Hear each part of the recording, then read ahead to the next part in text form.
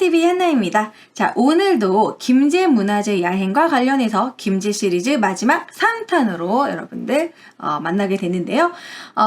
전에도 얘기했지만 김제 문화재 야행에서 2020년에는 코로나 이슈로 온라인으로 비대면으로 이렇게 유튜브를 통한 행사를 실행하고 있습니다. 저는 김제와 관련된 강의 3개를 맡았고요. 오늘은 조선시대 교육기관과 관련해서 김제 관아와 김제 향교 이야기를 하려고 합니다. 오늘 이야기도 아시다시피 퀴즈쇼의 문제로 출제되니까 귀 쫑긋하고 들으시기 바랍니다. 여기 보면은 여기 김제 관아, 김제 향교 이렇게 같은 공간에 이렇게 좀 붙어 있습니다. 조선에 팔도가 있으면 그 도 밑에는 부목, 군현 이렇게 있어요.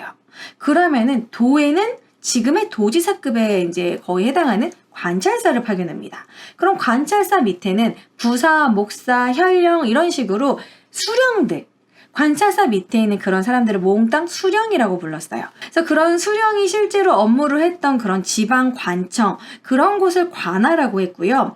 또 흔히 관아라고 하면 지방 관청만 관아인가 생각을 하는데 그뿐만이 아니라 중앙행정을 했던 요즘으로 치면은 서울시청, 아니면은 서울의 문화재청 이런 식의 국가기관 중앙관청도 관아라고 했습니다. 그렇다면 이런 김제 관아에서는 이 수령이 거주했던 곳이 이 동원이라고 불렀어요. 김제 동원.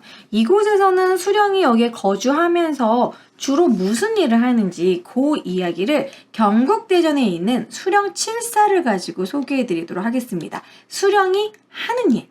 자, 첫 번째는요. 수령은 그때 당시 농경사회니까 조선시대에는 농사 잘 질 수 있도록 농사일이라던가 양잠, 누에치기 이런 것들을 많이 권장을 해줍니다. 농업 권장.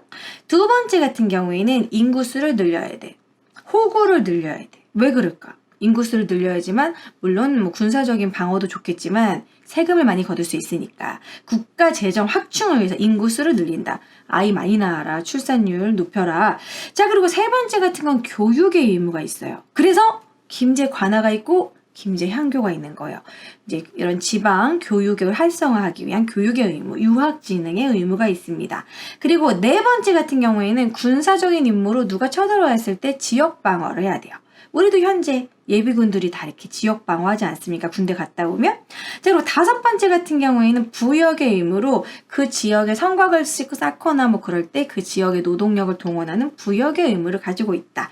그리고 여섯 번째 같은 경우에는 재판의 임무, 민사재판, 뭐 살인사건이 일어났어. 뭐 그러면은 이런 형사재판, 각종 분쟁, 여기는 우리 아버지의 선산인데 왜 여기다 묻었냐, 뭐 여러 가지 뭐 이런 문제, 산속 문제, 요런 것들, 억울합니다, 사또, 곤장을 매우 쳐라, 이런 거 다 재판, 다 이 동원에서 이루어집니다. 수령이 하는 일이라는 거죠. 마지막 일곱 번째는 무엇이냐면, 지금 일하시는 공무원분들한테도 반드시 필요한 덕목, 청렴 결백, 뭔가 그런 아전들의 농간지를 없애고 지방 행정을 투명하게 막 뇌물받지 않고 부정부패를 저지르지 않고 투명하게 이끌어야 된다. 이런 것이 수령의 7가지 임무입니다. 이런 수령의 7가지 임무는 지금 현재 이제 국가 일을 하시는 분들한테도 조금 시사하는 바가 있지 않나 싶어요. 이런 지방 관아들 이런 것들이 꽤 지금 복원이 잘 된 상태예요. 많이 허물어지지 않았고 그 이유는 이 김제 관아를 실제로 쭉 사용을 했기 때문이죠. 일제강점기 때만 하더라도 이제 읍사무소로 그리고 1960년대까지 여기를 읍사무소로 사용을 했어요. 원래 여기가 관아였으니까 이어간 거예요. 읍사무소로. 그런 식으로 사용됐기 때문에 다행히 그나마 보존이 잘 됐다. 만약에 이게 허물어가지고 뭐 빌딩 올라가거나 뭐 다른 걸로 사용을 했다라면 아파트 들어서봐 없어졌겠지. 근데 다행히 읍사무소를 사용해서 보존이 됐다. 자, 김제 향교. 향교는 관아에서 해야 되는 일이 또 교육을 많이 진흥시키는 곳이었고 유학을 진흥시켰다. 유학 교육, 교육기관인데요. 조선시대의 중등교육기관입니다. 중등교육기관이면서 지방에다가 만든 게 향교죠. 조선 후기에는 이러한 역할을 서원이 하기도 했어요. 우리가 조선시대에는 최고의 국립교육기관 성균관이 있죠. 그리고 지방에는 향교가 있습니다. 뭐 사부학당도 중앙에 있지만 지방에는 향교가 있어요. 그러니까 지방은 중등교육기관으로 여기에 이제 학생들이 기숙사, 여기서 살기도 했어요. 그리고 여기는 또 교육기관도 있으면서 두 번째 가장 중요한 건 이 유학이라는 건 자기의 스승이나 공자, 맹자 이런 식으로 이런 공자의 사당이 있고 문묘의 기능이 있어요. 그러니까 문묘라는 건 내가 공부하는 스승, 공자의 위패를 모시는 거야. 그래서 나중에는 이것이 서원이라고 해서 뭐 예를 들어 자기의 스승, 이색이라던가 정몽주라던가 이황이라던가 이런 식의 스승의 그런 위패를 모시는 그런 사당이 있어요. 그러니까 이런 식으로 향교도 그런 기능을 했다. 그래서 결국 교육의 기능, 인재 양성, 교육의 기능과 문묘, 사당, 문묘의 기능 두 가지가 있다라는 거. 요건 서원하고 거의 비슷해요. 자, 여기가 바로 명륜당인데요. 명륜당은 꽤 보존이 잘 돼서 옛 건물 그대로 많이 남아있는데 요 가운데가 공부하는 공간이에요. 선생님이, 스승님이 따라해보거라 막 이러면서 막 공자왈, 맹자왈 막 공부했던 그런 곳이에요. 그러니까 이제 교육기관, 여기에 모여서 공부를 하는 것이고, 그리고 학생들이 다 이제 돌아가서 공부도 하고 잠도 자는 양쪽의 기숙사예요. 양쪽 기숙사는 동제와 서제라고 불렀습니다. 동제랑 서제로 불렀는데요. 동제가 이제 양반의 자제들이 동제에서 이제 묵었고, 서제는 아무래도 이제 그런 서민들의 자제들. 약간 이제 유교적으로 조금 그때 당시 신분제 사회니까 조금 이렇게 따로 거주를 했다라는 거. 문묘균관이 바로 가장 높은 곳에 있는, 원래 가장 높은 어르신은 높은 곳에서 위치하잖아요. 가장 높은 곳에 대성전이 있습니다. 이 대성전이 공자의 위패를 모셨던 사당인 거죠. 문묘의 기능. 물론 처음에는 이제 공자의 위패를 모셨지만 그 뒤로는 자기 스승들의 위패를 모시기도 합니다. 보면은 뭐 양식을 본다면 이렇게 책처럼 옆에 책을 이렇게 엎어놓은 것처럼 생겼죠. 이런 걸 맞배지붕이라고 해요. 그래서 소박하게 맞배지붕으로 지었으며 이제 공포는 기둥 위에만 짰어요. 이걸 보면 아 이거는 조선 전기에 만들었구나. 겁나 화려하게 기둥 말고도 막 위에 공포가 화려하게 막 우리나라 그 숭례문처럼 막 남대문처럼 지었으면 그럼 다포 양식으로 조선 후기인데요. 요거는 조선 전기 양식입니다. 주심포 양식이라고 해요. 이 향교 같은 경우에는 요즘에 학생들 이런 뭐랄까요. 예절 교육 이런 식으로 향교 체험.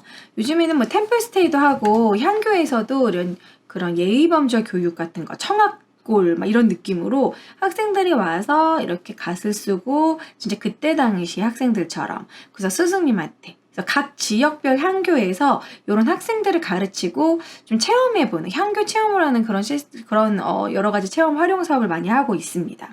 요즘 아이들 예절 교육 해야 돼요.